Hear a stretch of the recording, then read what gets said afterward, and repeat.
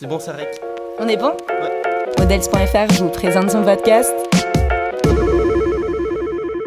Bonjour à tous et bienvenue sur un nouvel épisode du podcast de Models.fr. Aujourd'hui, on accueille Saskia, qui est la head-bookeuse de l'agence Cover. Hello Saskia. Bonjour. Tu vas bien ? Très bien, et toi ? Ça va très bien, je suis ravie de te recevoir. Moi aussi. On va commencer comme première question, comme j'ai posé à tout le monde.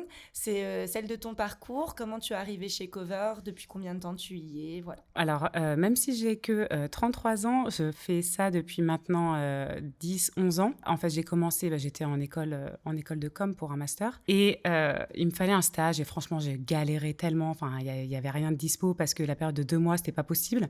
Je voulais être acheteuse d'art, donc presque un peu de rapport, mais bon, pas tellement. Du coup, je ne trouvais pas.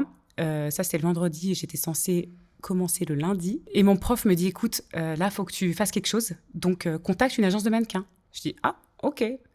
Finalement, j'ai appelé une agence, donc j'ai appelé Woman. Pourquoi comme ça ? Alors, bizarrement, en fait, ce prof, il s'avère qu'il a monté après une société, un truc sur les agences de mannequins, bref, je ne me souviens plus exactement. Mais du coup, je l'ai écouté et j'ai contacté Woman qui m'a reçue le jour même. Et j'ai commencé le lundi, en stage là-bas. Et depuis, j'ai toujours fait ça. Donc, chez Woman, je suis restée pendant 2 ans. À chaque fois que j'avais des stages, j'allais là-bas. Et après, il me fallait un job parce que, pareil, encore pendant mes études, il me fallait un contrat d'alternance. Et j'ai contacté oui, parce que par le biais d'un ami qui m'a dit qu'il quittait l'agence, parce qu'il était assistant, bref. Et du coup, j'ai accepté. Et j'ai commencé là-bas comme ça à temps plein. Donc, j'ai même pas fini mon master. Ah, voilà. ok. Ouais, et depuis, je fais ça. Donc, j'ai fait plein d'agences. J'ai fait Viva, je suis restée un tout petit peu. Puis Karine, où j'ai appris tout le commercial avec Ruth, et je la remercierai jamais assez. Ensuite, Marilyn, et puis Oui encore, et Cover. Voilà. Et voilà, donc on va revenir à Cover, justement. Oui. Donc Cover, est-ce que tu peux nous parler de toi chez Cover ? Quand est-ce que tu es arrivée ? À quelle occasion ? Donc vous avez été appelés, toi et Faustine. Je te poserai la question justement après de ton équipe. Est-ce que tu peux nous parler de ton arrivée ? Comment tu as remonté l'agence ? Que tu en as fait en fait depuis maintenant quoi ? Ça fait 2-3 ans ? Ça fait 2 ans. 2 ans, ouais. Il s'est passé pas mal de choses en 2 ans ? Il s'est passé beaucoup de choses. Tu peux nous expliquer un petit peu tout ? Bien sûr. Au final, on est arrivé. Eric m'a contacté par le biais d'une amie parce qu'il cherchait à remonter l'agence. Et il s'avère que cette amie, au final, n'a pas pris le job. Par contre, je l'ai pris. Donc, il m'a demandé de prendre quelqu'un avec moi. Donc, j'ai choisi Faustine, que je connaissais en dehors. On est copines en même temps. Bon, après, toutes les deux, on est des grosses acharnées. Donc, voilà, ça le fait. Donc, tous les week-ends, les vacances, la totale. Pour qu'au final, maintenant, on arrive à faire de belles choses. Donc, c'est bien. Et on a beaucoup plus de filles. Parce qu'on a plus de 120 filles maintenant. Voilà. Wow, ouais. C'est pas mal, mais par rapport à d'autres agences, c'est rien. Ok. Voilà, vraiment, c'est important de le dire. Et donc, justement, on parle de Cover, on parle de filles, de Faustine, tout ça. Mais est-ce que tu peux nous dire ce qu'est vraiment Cover, ce qu'elle fait actuellement dans le monde du mannequinat, qui elle représente dans commercial, mode, voilà. Oui, on essaye de rester vraiment axé mode et tout en ayant en fait de tous les profils. On essaye vraiment de représenter toute la femme en fait. Donc, qu'elle soit jeune, qu'elle soit plus ronde, qu'elle soit plus âgée, un peu de tout en fait. Et c'est ce qui, pour nous, est le plus important.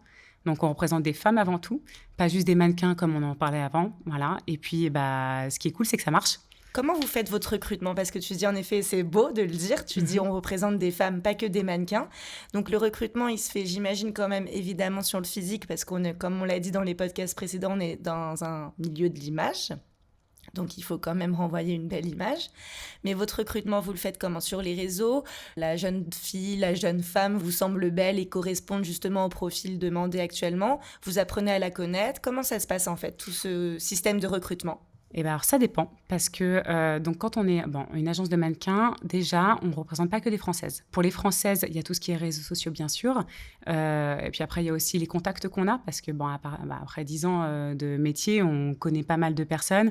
Et bref, les agences mères et tout ça. Donc après, je ne sais pas si tout ça, ça a été expliqué dans les podcasts. Ça a été doucement expliqué, mais pas vraiment, en effet. Et c'est cool si tu peux justement nous expliquer, aller un peu plus dans la profondeur de l'explication de tout ça. En gros, une agence mère, en France, donc on peut avoir donc des personnes qui sont des scouts, donc des personnes qui vont rechercher des profils dans la rue et les soumettre à des agences.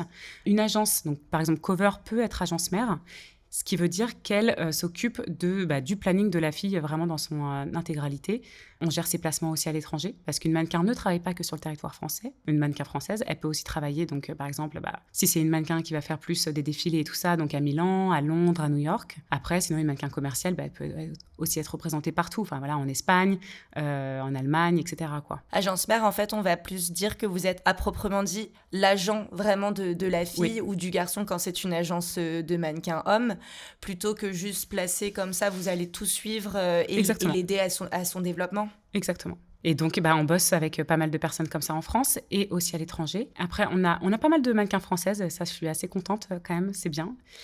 Donc, bien sûr, qu'on recrute sur le physique, mais c'est aussi très important de dire aussi qu'on recrute à la personnalité. Donc, on rencontre vraiment les filles et c'est pour nous très, très important d'ailleurs de bien s'entendre avec les filles. C'est vraiment la base, en fait, même de tout cover, en fait. C'est qu'on est, on est toutes des copines, en fait.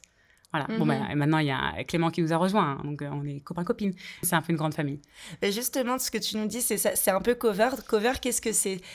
C'est quoi allez, on va dire 2-3 synonymes qui peuvent définir cover là aujourd'hui ? Je pense que c'est une agence qui est vraiment basée sur la bienveillance, l'éthique et des valeurs familiales.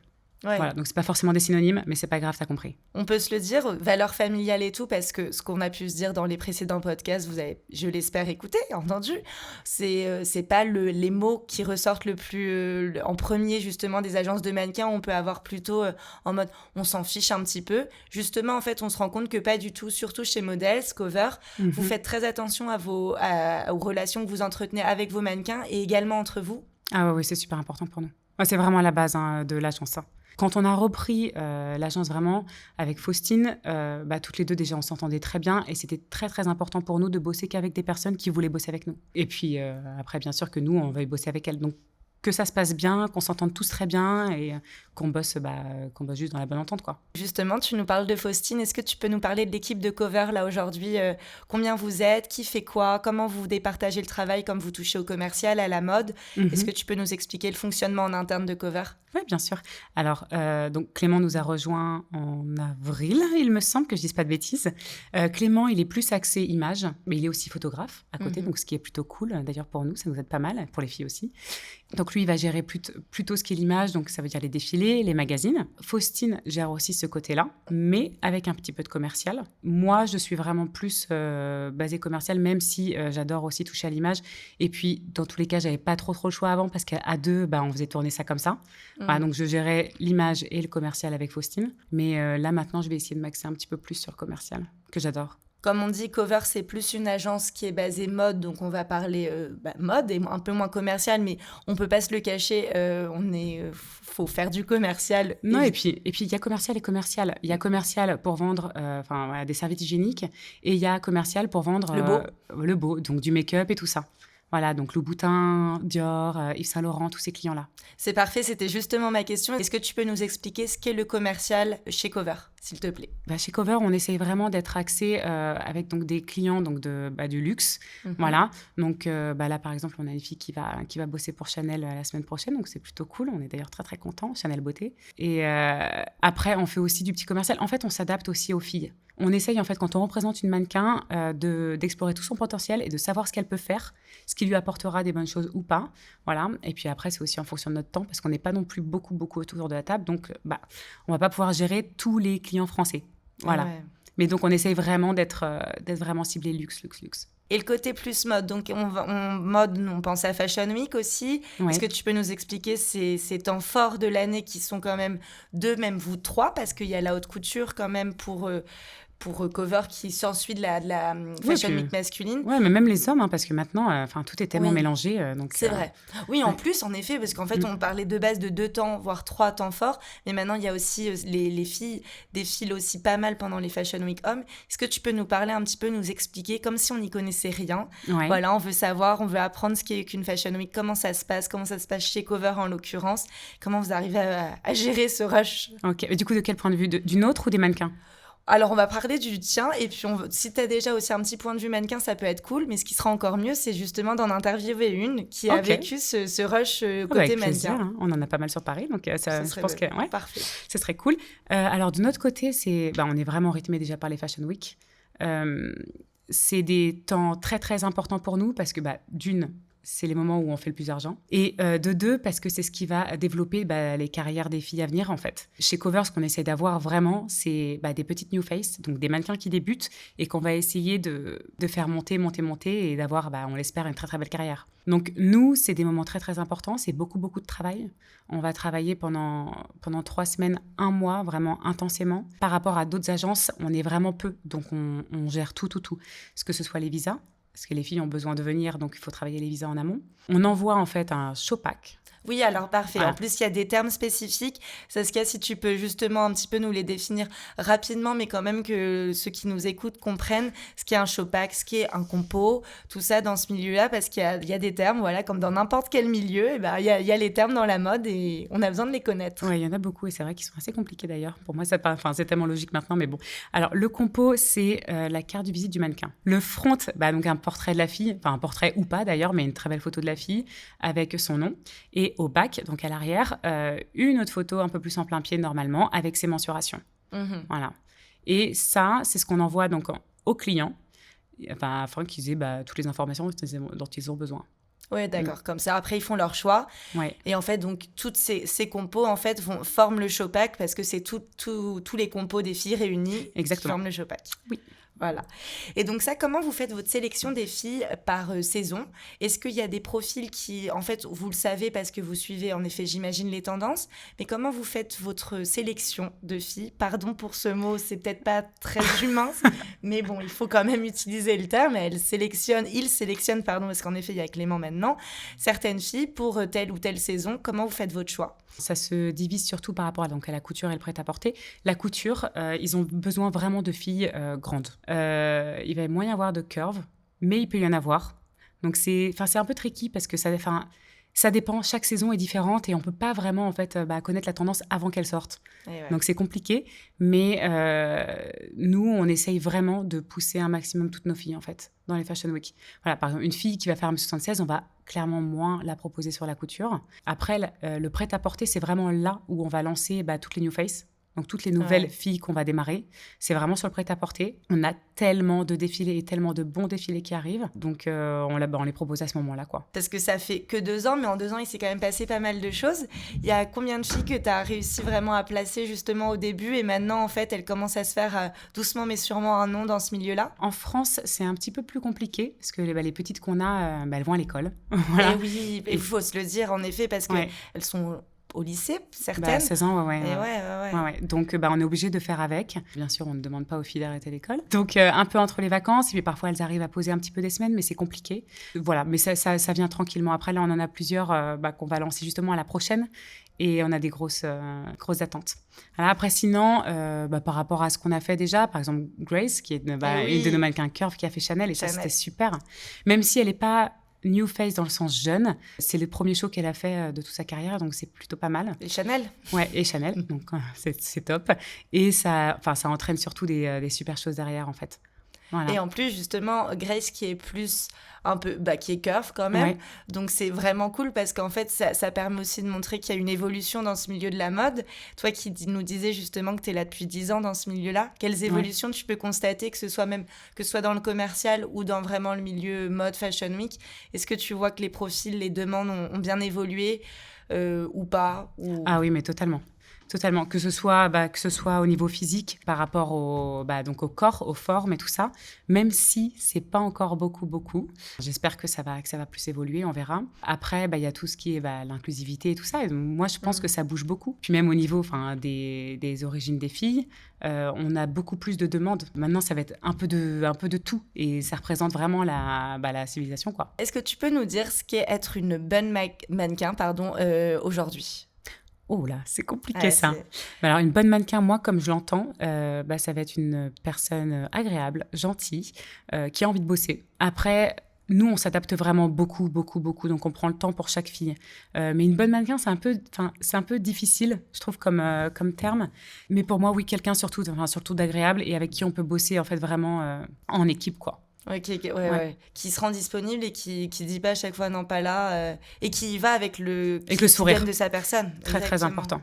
Parce que mine de rien, c'est quand même les filles qui nous vendent derrière. Quand elle rencontre les clients, quand elle voit d'autres filles à d'autres castings, on a d'ailleurs plusieurs filles, dont une, je ne sais pas après si je peux nommer et tout ça, mais qui nous vend beaucoup. Sherazade, qui est un amour, qui est notre meilleure commerciale. C'est vrai qui nous vend partout auprès de toutes les filles dans toutes les agences. Elle est très forte. Et ouais. Elle est très, très forte. Et donc, justement, en interne, tu nous disais au début de ce podcast, au milieu, que vous n'étiez pas beaucoup par rapport aux autres agences. Comment ça se passe dans une grosse agence de mannequins femmes ? Je dis pas que vous n'êtes pas une grosse agence, loin de là. Oui, on n'est pas une grosse agence. Et justement, on ne se revendique pas en tant que telle. Mais non, comment ça se passe ? Il y a déjà plusieurs pôles. Enfin, il y a des vraies divisions. Après, ça dépend des agences, encore une fois. Mais il peut y avoir des pôles un pôle commercial, un pôle plus image. Il y a aussi un département parfois pour les new face, un art department. Donc, la personne qui va gérer les réseaux sociaux, les books, etc. Les pôles, très important. Alors que nous, on fait tout. Et ouais. On fait tout. Mais c'est bien comme ça. Oui, c'est ce que j'allais dire. Est-ce que du coup, c'est vrai que j'imagine c'est une autre manière de fonctionner, de travailler. C'est plus compliqué, ça demande plus de temps.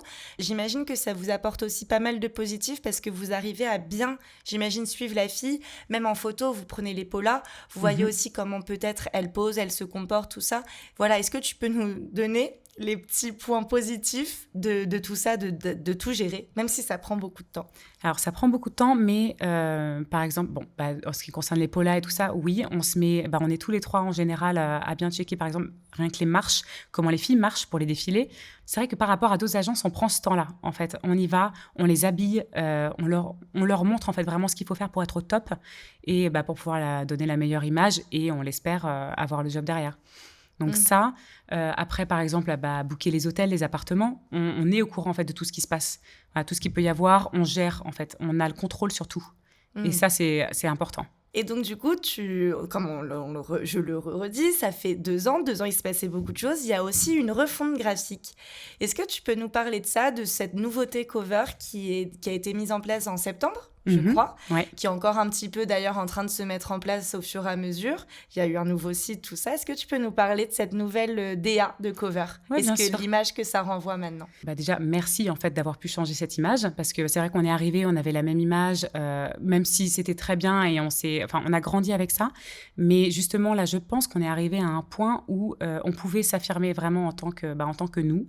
Et cette DA, justement, je pense, nous ressemble, voilà, et on est vraiment très très heureux. Donc c'est vrai qu'on fait des choses qui n'existent pas encore. Je parle par exemple des vidéos qui tournent, sur les plateformes, donc sur les books. Donc merci à l'équipe. Je trouve ça magnifique, mais c'est vrai qu'il faudrait peut-être qu'on communique un petit peu plus là-dessus. C'est vrai. Très bien ce podcast. Allez, c'est ça, on y est pour. Donc d'ailleurs, allez voir le site de Cover. C'est covermanagement.fr. Voilà. Allez-y, découvrez un petit peu des choses qui ne sont pas faites ailleurs. Et en plus, dans des grosses agences, Cover le fait. Donc, venez voir. On est très fiers. Tu peux nous parler aussi de comment ça se passe pour le côté plus étranger, comment vous faites votre recrutement, comment ça se passe, comment vous arrivez à les suivre, les filles qui habitent justement à l'étranger, à bien les booker, à apprendre à les connaître, voilà, plus bien cette sûr. Relation. Justement, donc ça vient par... je reparle encore de l'agence mère. Du coup, on a pas mal voyagé avec Faustine et Faustine a aussi voyagé pendant que j'étais en congé maternité avec Clément. Et du coup, on se déplace, on va à l'étranger, on rencontre des agences. Enfin, on rencontre des agences que même on connaît et avec qui on bosse depuis très très longtemps. Mais on va sur place, on rencontre des filles sur place. Ça joue pas mal sur notre recrutement. C'est vrai qu'il y a des agences qui ne partent pas. Tout se passe par email avec les contacts qu'on a. Nous, on bouge, on va voir les filles, on rencontre les filles. Et encore une fois, donc physique et personnalité très très important. Et pour le lien, du coup, vous êtes en lien direct avec la fille ou avec l'agence mère? Avec l'agence mère. Ok. Avec l'agence mère, mais on connaît quand même toutes les filles. On parle avec les filles sur les réseaux en direct. Enfin voilà, mais tout se passe très très bien et toutes les agences avec lesquelles on bosse sont au courant de comment on est. Enfin voilà, qu'on est cool et il y a juste pas de soucis. C'est vrai qu'il y a quelques agences qui peuvent avoir peur parfois parce que y a des vols de filles, donc c'est assez bizarre, mais ça peut arriver. Ouais. Voilà, donc nous on ne vole pas les filles, on veut juste que tout se passe bien. Et justement les filles qu'on prend, c'est des filles qu'on n'a pas par exemple sur le territoire français, donc on va vendre différemment aux clients. Après c'est vrai que les filles ont tendance à penser que parce qu'elles commencent à bien fonctionner et tout ça, une grosse agence, un gros nom va pouvoir bien les vendre, et va faire quelque chose de différent alors que pas du tout en fait. Après ça dépend, je dis pas ça à toutes les agences, mais c'est vrai que nous ce qu'on a, on prend vraiment du temps en fait pour chaque fille. Donc, à chaque Fashion Week, on décide en amont de quel client elle va rencontrer, de ce qu'elle va faire. Voilà. Et puis après, on discute de tout, en fait, au fur et à mesure. Donc, pour nous, ça, c'est super important. Et c'est vrai que dans d'autres agences, ils prennent pas forcément ce temps. Après, j'ai pas envie d'être trop mauvaise et de parler comme ça, mais c'est vrai que j'ai fait plusieurs agences et c'est la première où là, vraiment, on se consacre en fait à la fille. J'allais y venir à l'évolution de Cover, ce que tu souhaites vraiment, mais est-ce que ça, c'est un souhait au final de rester quand même, d'évoluer, de continuer à évoluer, de toujours avoir de nouvelles filles, ça c'est sûr, mais de rester petit dans la manière de fonctionner pour justement pouvoir garder cet esprit familial, cette bienveillance. Je dis pas qu'il n'y a pas de bienveillance dans les autres agences, mais peut-être qu'elle est un peu moins présente parce que moins de temps. Oui, pour nous, c'est vraiment super important et on va rester comme ça. Après, on va essayer, oui, bien sûr, d'avoir d'autres filles, de pousser encore plus le niveau. De toute façon, on n'a pas atteint encore tout ce qu'on veut atteindre. Mais c'est vrai que chaque Fashion Week, on constate une réelle évolution, que ce soit niveau chiffres, mais niveau image aussi. Donc, on est super content à ce niveau-là. C'est pas fini. Voilà. J'espère que l'équipe grandira un petit peu. Pas beaucoup plus parce que j'ai pas envie que ce soit énorme et puis même il faut que ça reste à taille humaine. Mais après au niveau des filles, le seul souci c'est que bien sûr c'est difficile de rester petit parce qu'il y a tellement de super filles que c'est compliqué. Oui. Mais donc voilà, parfois on a des choix à faire et puis on essaie de les faire correctement, quoi. Selon toi, en fait, comment est-ce qu'un booker s'en sort dans ce milieu-là? Quelles sont un peu les qualités premières qu'il faut avoir? Alors pour moi, il faut être quelqu'un de très, très organisé. Déjà, c'est très, très important. Parler anglais, ça, c'est la base. Après, il faut être quand même assez fort, il faut avoir un sacré caractère. Il faut aussi être à même, en fait, de pouvoir protéger les filles. Et c'est important pour elles, en fait, d'avoir une épaule après sur laquelle se poser. On est vraiment là pour elles. C'est vraiment très, très important. Donc, je pense que ça, c'est une très, très grosse qualité, en fait, un booker. Il n'y a pas ça partout. Et justement, en fait, c'est pour ça que, après, on a vraiment monté l'agence et tout ça. C'est que pour nous, ça, c'était le point clé. En fait, d'être vraiment bienveillant, être là pour la fille, être hyper organisé parce qu'il faut vraiment tout suivre. Enfin, voilà. Les évolutions que tu souhaiterais qu'il se passe dans ce milieu, pas pour Cover, je vais en venir après, mais vraiment dans ce milieu-là, est-ce que tu aimerais qu'on présente peut-être plus justement de curves dans la Fashion Week? Quand je dis ça, c'est juste pour aiguiller, peut-être que tu as un truc, qu'est-ce que ouais, non, mais totalement en fait. Enfin voilà, plus de diversité en fait. Parce que c'est drôle, on reçoit en fait beaucoup de castings où on demande de la diversité, mais ça se ressent pas forcément, notamment à la Fashion Week. Parce qu'après, c'est vrai que le reste des jobs, pour moi, il n'y a pas de souci et je trouve ça super justement. Enfin voilà comment on bosse et tout ça, mais c'est vrai que pendant les périodes de Fashion Week, c'est un petit peu moins le cas. Ou alors c'est, comme on a pu le dire, c'est un effet de mode. Exactement. Voilà. Là, il n'y a plus trop de sens. Voilà. C'est même presque pire. C'est ça.